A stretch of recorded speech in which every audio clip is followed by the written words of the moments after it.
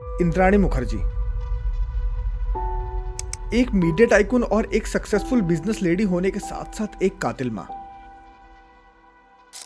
पैसा, power, media और बॉलीवुड से जुड़ी एक मां और बेटी के रिश्ते को तार तार कर देने वाली इस कहानी पर लोगों के अलग अलग व्यूज और ओपिनियंस रहे हैं। हाय, मैं हूं आर्यन और आज के इस वीडियो में हम बात करेंगे the famous Sheena Bora murder case के बारे में। एक ऐसा हाई प्रोफाइल केस जिसमें शोहरत के नशे में डूबी एक माँ भी थी और प्यार के लिए तरसती हुई एक बेटी भी। वीडियो में आगे बढ़ने से पहले आपसे रिक्वेस्ट है कि आप वीडियो को लाइक और शेयर जरूर करें और अगर आप इस चैनल पर नए हैं तो चैनल को सब्सक्राइब करना ना भूलें, क्योंकि आपके ऐसा करने से मुझे और मेरी टीम को और भी ज्यादा वीडियोस बनाने का मोटिवेशन मिलता है। जून 2015 मुंबई पुलिस के पास एक अनजान कॉल आता है। कॉल करने वाला बताता है कि शीना बोरा नाम की लड़की जो कि 3 साल से लापता है, उसका मर्डर हो चुका है और ये मर्डर उसकी बहन पीटर मुखर्जी की वाइफ इंद्राणी मुखर्जी ने किया है। 21 अगस्त 2015 मुंबई के काटा रोड पुलिस स्टेशन पर एक आदमी को अपने पास 7.6 mm की पिस्टल रखने के लिए गिरफ्तार किया जाता है। ये आदमी और कोई नहीं बल्कि पीटर मुखर्जी और इंद्राणी मुखर्जी का ड्राइवर रह चुका श्यामवर राय था। पुलिस कस्टडी में ही श्यामवर राय ने बताया कि ये पिस्टल उसको उसकी पुरानी बॉस इंद्राणी मुखर्जी ने दी थी। इसके साथ ही श्यामवर ने पुलिस के सामने एक और चौंकाने वाला खुलासा किया था। श्यामवर राय ने पुलिस को बताया कि इसी पिस्टल से उसने अपनी पुरानी मालकिन के साथ मिलकर शीना बोरा का मर्डर किया था। श्यामवर राय के इस बयान को सुनकर पूरा पुलिस डिपार्टमेंट हैरान था, क्योंकि इंद्राणी मुखर्जी पर हाथ डालना कोई आसान काम नहीं था। हाई प्रोफाइल केस होने की वजह से पुलिस कोई भी गलती नहीं करना चाहती थी और क्योंकि सिर्फ श्यामवर राय के बयान पर इंद्राणी को अरेस्ट करना पॉसिबल नहीं था, इसीलिए पुलिस श्यामवर को लेकर रायगढ़ के जंगल में पहुंचती है और श्यामवर की बताई हुई जगह पर खुदाई शुरू कर दी जाती है। थोड़ी ही देर में पुलिस को वहां से इंसानी कंकाल की हड्डियां मिलने लगी थी। लाश को यहाँ गाड़े लगभग 3 साल से भी ऊपर का वक्त हो चुका था, इसीलिए लाश को पहचानना हर तरह से नामुमकिन था। पुलिस पूरी सावधानी से इस केस को इन्वेस्टिगेट कर रही थी। इसी बीच कॉल रिकॉर्ड से पता चलता है कि 26 अप्रैल 2012 को इंद्राणी, श्यामवर और शीना की लोकेशन रायगढ़ की ही थी। इंद्राणी को अरेस्ट करने के लिए इतने सबूत काफी थे, जिसके बाद पुलिस बिना देर किए इंद्राणी मुखर्जी को अरेस्ट कर लेती है। देश के सबसे सनसनीखेज हत्याकांड में से एक शीना बोरा मर्डर केस में नया खुलासा हुआ है। अब तक ये केस सारे न्यूज चैनल्स और न्यूज़पेपर्स के फ्रंट पेज पे था। इसी बीच ये खबर भी आती है कि इंद्राणी मुखर्जी ने पुलिस को बताया है कि शीना बोरा उसकी बहन नहीं बल्कि बेटी थी। ये केस इतना उलझा हुआ था कि जिसे समझने से पहले हमें इंद्राणी मुखर्जी के बैकग्राउंड के बारे में जानना होगा। साल 1985 यानी कि 1985। इंद्राणी मुखर्जी लगभग 17 साल की थी। उस वक्त इंद्राणी मुखर्जी नहीं बल्कि इंद्राणी बोरा हुआ करती थी। इंद्राणी बोरा शिलोंग के लेडी कियान कॉलेज में पढ़ाई कर रही थी। अपनी यंग एज में ही इंद्राणी अपने माँ बाप का घर छोड़ चुकी थी और कॉलेज में ही उसकी मुलाकात सिद्धार्थ दास से होती है। इंद्राणी और सिद्धार्थ एक दूसरे को प्यार करने लगे थे, जिसके बाद कुछ ही दिनों में ये दोनों लिव इन रिलेशनशिप में आ जाते हैं और इसी लिव इन रिलेशनशिप में इनको 2 बच्चे भी हुए थे। बेटे का नाम रखा गया था मिखाइल बोरा और बेटी थी शीना बोरा। लेकिन सिद्धार्थ और इंद्राणी का ये रिश्ता ज्यादा दिनों तक चल नहीं पाया और लगभग 3 साल के अंदर ही इंद्राणी सिद्धार्थ को छोड़कर अपने दोनों बच्चों के साथ गुवाहाटी अपने घर वापस लौट आई थी।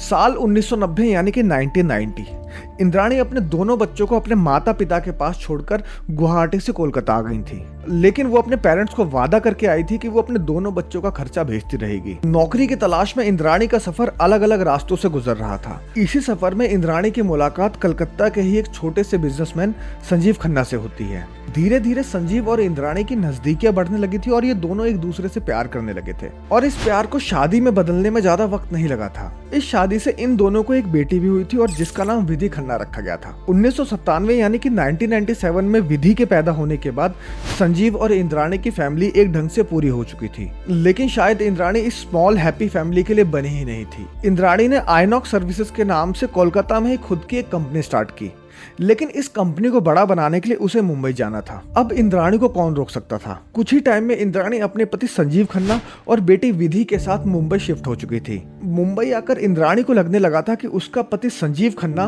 उसके सक्सेस स्पीड को मैच नहीं कर रहा है। नतीजा ये होता है कि इंद्राणी संजीव खन्ना को डाइवोर्स दे देती है। इंद्राणी को सक्सेस का वो मुकाम हासिल करना था जिसके लोग सिर्फ ख्वाब देखा करते हैं।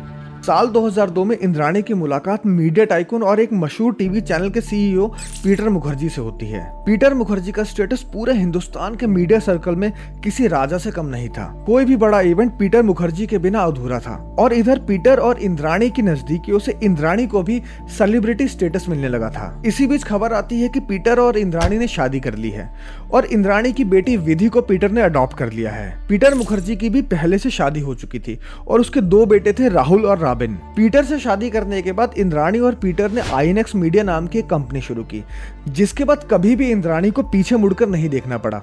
इस चकाचौंध में इंद्राणी अपने पास्ट को भूल चुकी थी और शायद अपने दोनों बच्चों को भी, लेकिन किस्मत ने उसे ज्यादा वक्त के लिए ऐसा करने नहीं दिया।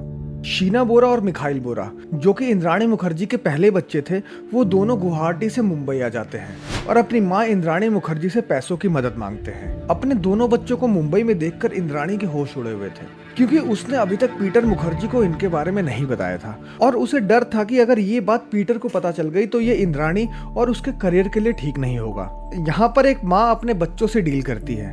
इंद्राणी शीना और मिखाइल को कहती है कि वो उन दोनों की मदद करेगी, लेकिन बदले में उसे भी कुछ चाहिए। इंद्राणी चाहती थी कि उसके दोनों बच्चे उसे लोगों के सामने माँ ना कहकर बहन कहें और ये दोनों इंद्राणी और उसकी नई फैमिली से दूर रहें। और बड़े ही ताज्जुब की बात है कि शीना और मिखाइल इंद्राणी की इस बात को मान भी जाते हैं, जिसके बाद मिखाइल को बैंगलोर रवाना कर दिया जाता है और शीना का एडमिशन मुंबई के ही सेंट जेवियर्स कॉलेज में करवा दिया जाता है। यहाँ एंट्री होती है इस कहानी के लास्ट कैरेक्टर यानी कि पीटर मुखर्जी के बेटे राहुल मुखर्जी की। साल 2007 में आईएनएक्स मीडिया लॉन्च हुई थी।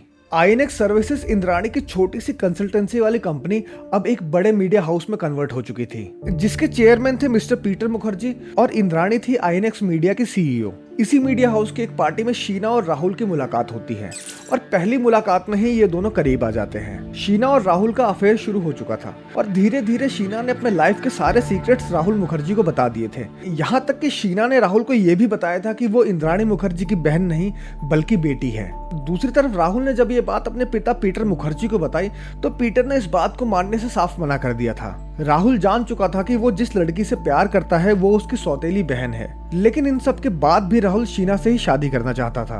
दूसरी तरफ जब ये अफेयर वाली बात इंद्राणी को पता चली तो उसने शादी के लिए साफ साफ मना कर दिया था। इंद्राणी नहीं चाहती थी कि शीना इस घर में बहू बनकर आए, क्योंकि उसे पता था कि शादी के बाद घर में उसकी पावर कम हो जाएगी और साथ ही उसे पीटर मुखर्जी की बेशुमार दौलत से हाथ भी धोना पड़ेगा। यही सारी बातें सोचने के बाद इंद्राणी ने शीना को हमेशा के लिए अपने रास्ते से हटाने का प्लान बनाया, जिसके लिए इंद्राणी ने अपने कोलकाता वाले पति संजीव खन्ना को मुंबई बुलाया और कहा कि एक बार शीना को रास्ते से हटाने के बाद वो अपना सब कुछ संजीव और इंद्राणी की बेटी विधि के नाम कर देगी। अपनी बेटी का फ्यूचर सिक्योर होता देख संजीव इंद्राणी की बातों में बड़े ही आराम से आ गया था, जिसके बाद पैसों का ही लालच देकर पीटर मुखर्जी के ड्राइवर श्यामवर राय को भी इस प्लान में इन्वॉल्व कर लिया गया था। 12 अप्रैल 2012 शीना को बांद्रा के नेशनल कॉलेज के बाहर बुलाया जाता है, जहां पर इंद्राणी उसका पहले से ही वेट कर रही थी। गाड़ी में बैठते ही शीना को पीने के लिए पानी दिया जाता है, जिसमें पहले से ही बेहोशी की दवा मिला दी गई थी। इस बात से बेखबर शीना बोरा बड़े ही आराम से पानी को पी लेती है और बहुत ही जल्द बेहोशी की दवा अपना असर दिखाने लगती है। शीना को बेहोश होता देख ड्राइवर श्यामवर राय गाड़ी को एक सुनसान जगह पर ले जाता है, जिसके बाद एक रस्सी की मदद से संजीव खन्ना शीना के पैरों को जोर से बांध देता है और इंद्राणी मुखर्जी बिना देर किए शीना के ऊपर चढ़कर उसका गला दबाने लगती है। शीना पूरी तरह से बेहोश नहीं हुई थी, जिसकी वजह से उसने खुद को बचाने के लिए चिल्लाने के साथ साथ हाथ पैर मारना शुरू कर दिया था, लेकिन 3 लोगों के सामने बेचारी शीना की कहाँ चलने वाली थी। इंद्राणी बिना रुके शीना का गला तब तक दबाती रही जब तक शीना ने दम नहीं तोड़ दिया। 25 साल की शीना बोरा अपनी खुद की माँ के हाथों मारी जा चुकी थी। अब बारी थी बॉडी को डिस्पोज करने की, लेकिन दिन में लाश को ठिकाने लगाना रिस्की हो सकता था, इसीलिए शीना की लाश को गाड़ी में रखकर इंद्राणी अपने घर ले जाती है और अंधेरा होते ही इंद्राणी, संजीव खन्ना और श्यामवर राय शीना की लाश को रायगढ़ के जंगल में लेकर आते हैं, जहां शीना की लाश को पहले जलाया जाता है, जिसके बाद गड्ढा खोदकर वहीं दफना दिया जाता है।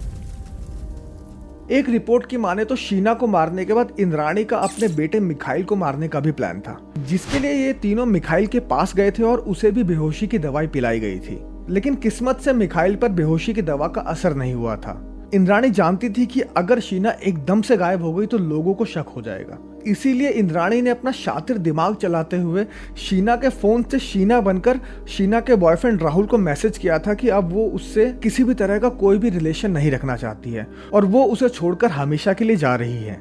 राहुल को शीना का यह मैसेज कुछ ठीक नहीं लगा था, क्योंकि वो शीना के मुंह से इंद्राणी की सच्चाई कई बार सुन चुका था और वो जानता था कि राहुल और शीना को अलग करने के लिए इंद्राणी किसी भी हद तक जा सकती है। शीना लापता हो चुकी थी और राहुल को पूरा शक था कि कहीं ना कहीं इसके पीछे इंद्राणी थी। राहुल मुखर्जी शीना को ढूंढने की पूरी कोशिश करता है, लेकिन जब उसे शीना के बारे में कुछ पता नहीं चलता तो वो शीना की मिसिंग रिपोर्ट भी करवाता है। इसी बीच राहुल और शीना के और दोस्तों के पास शीना का एक मैसेज आता है कि वो अपनी स्टडीज कंटिन्यू करने के लिए यूएस चली गई है। कहीं ना कहीं राहुल को भी लगने लगा था कि सच में शीना उसको छोड़कर चली गई है और बहुत ही जल्द राहुल ने इस बात को एक्सेप्ट भी कर लिया था।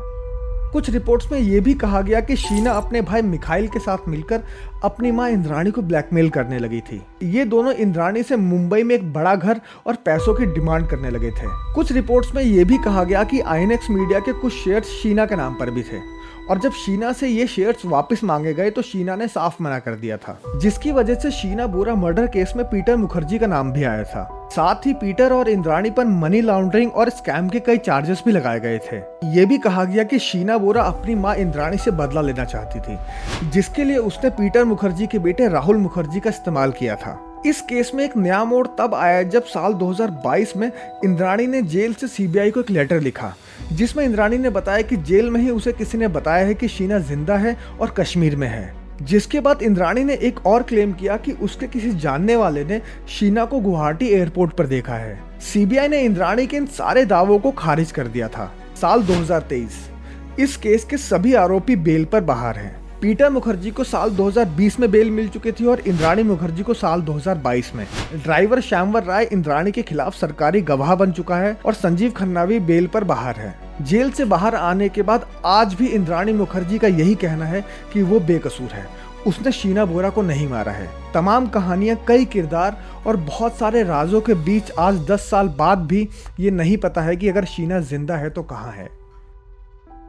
आपका इस बारे में क्या कहना है कमेंट करके ज़रूर बताएं।